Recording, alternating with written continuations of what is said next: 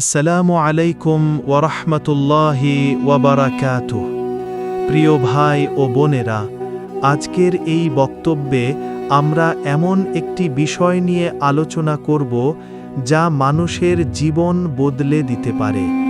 আল্লাহর উপর ভরসা, তাওবার শক্তি, দোয়ার গুরুত্ব এবং কষ্টের মাঝে আল্লাহর পরিকল্পনা। মানুষ যখন দুশ্চিন্তায় ভেঙে পড়ে তখন সে ভাবে, আমার জন্য কি কোনো আশা আছে? কিন্তু আল্লাহ বলেন, আমার রহমত থেকে হতাশ হয়ো না।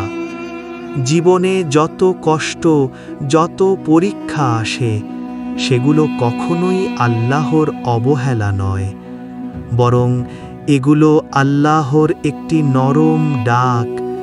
ফিরে আসো, সেজদায় ফিরে আসো, আমার কাছে ফিরে আসো।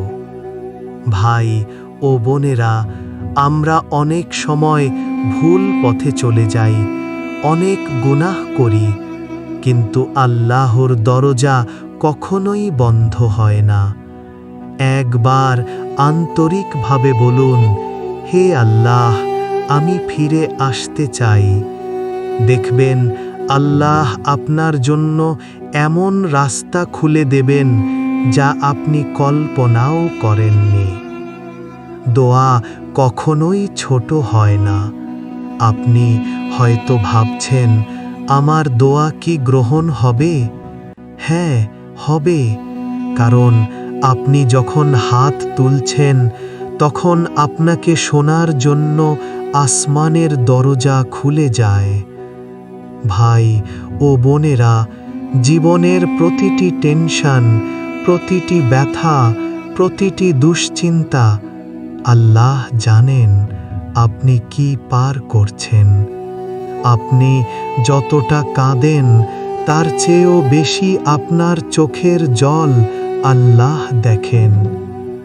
তাই জীবন যত কঠিন হোক, একবার সিজদায় পড়ে বলুন, হে আল্লাহ, তুমি ছাড়া আমার কেউ নেই। এটাই হবে আপনার জীবনের মোড় ঘুরিয়ে দেওয়া মুহূর্ত। আজকের এই ভিডিওর শেষে একটা কথা মনে রাখবেন, আপনার প্রতিটি কষ্টের পেছনে আছে আল্লাহর বিশেষ রহমত। আপনার প্রতিটি দোয়ার পেছনে আছে আল্লাহর বিশেষ জবাব, এবং আপনার প্রতিটি সেজদার পেছনে আছে চিরন্তন শান্তি। আল্লাহ আমাদের সবাইকে হেদায়েত দান